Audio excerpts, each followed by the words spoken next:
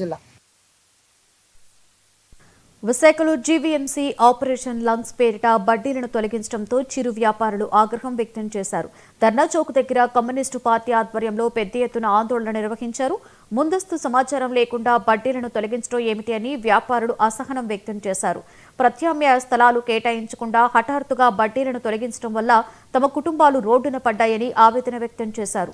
తక్షణమే తమకు న్యాయం చేయాలని జీవీఎంసీ కమిషనర్ను డిమాండ్ చేశారు.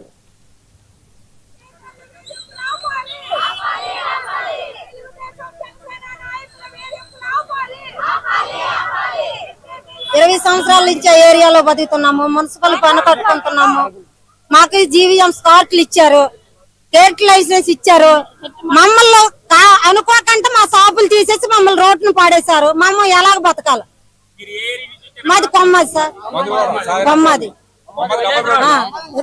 సాయిరాం కాలనీ మాది కొమ్మది. మేము 20 సంవత్సరాల నుంచి మేము ఎక్కడ రోడ్డు మన బతికిన వాళ్ళు ఈ చెప్పకుండా మమ్మల్ని తీస్తారు. మా పరిస్థితి ఏంటి? మా పిల్లలు ఎవడు పెంచుతాడు? జీవీఎంసీ కమిషనర్ పెంచుతాడా లేకపోతే జోన్ల కమిషనర్ పెంచుతాడా? మమ్మల్ని పెంచిన వాళ్ళు ఎవడు? మేము కష్టపడి మా పిల్లలు పెంచుకోవాలి, చదివించుకోవాలి, ఇంటి అద్దెలు కట్టుకోవాలి. 20 సంవత్సరాలు. కామ్రేడ్స్, ఈ రోజు ఆపరేషన్ పేరుతో ఈ రోజు కమిషనర్ గారు ఎక్కడికక్కడ ఉన్న బడ్డీల్ని ధ్వంసం చేసి ఉన్నారు.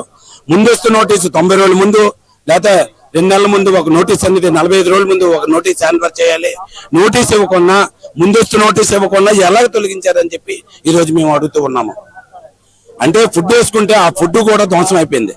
ఇది ఎంతవరకు కరెక్ట్ అని చెప్పి ఈ రోజు కమిషనర్ ని అడుగుతూ ఉన్నాం.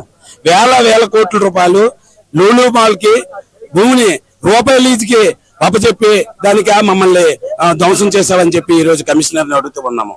కేంద్ర ప్రభుత్వం చెప్పిందా? ఎమ్మెల్యేలు చెప్పారా? కార్పొరేటర్లు చెప్పారా? ఎవరు చెప్పారు నీకు ఇవన్నీ తీయమని చెప్పి ఈ రోజు కమిషనర్ ని హెచ్చరిక చేస్తూ ఉన్నాము. ఎక్కడికక్కడ వెండింగ్ జోన్స్ ఏర్పాటు చేసి ఎక్కడికక్కడ తోపుడు బల్లి మళ్ళీ పెట్టించేలాగా, ఎక్కడికున్న బడ్డీల్ని పెట్టించేలాగా, ఎక్కడ ధ్వంసం చేసిన బడ్డీల్ని నష్టపరిహారం చెల్లించేలాగా మేము ఈ ఉధృతం చేస్తామని చెప్పి హెచ్చరిక జారీ చేస్తూ ఉన్నాను కామ్రేడ్.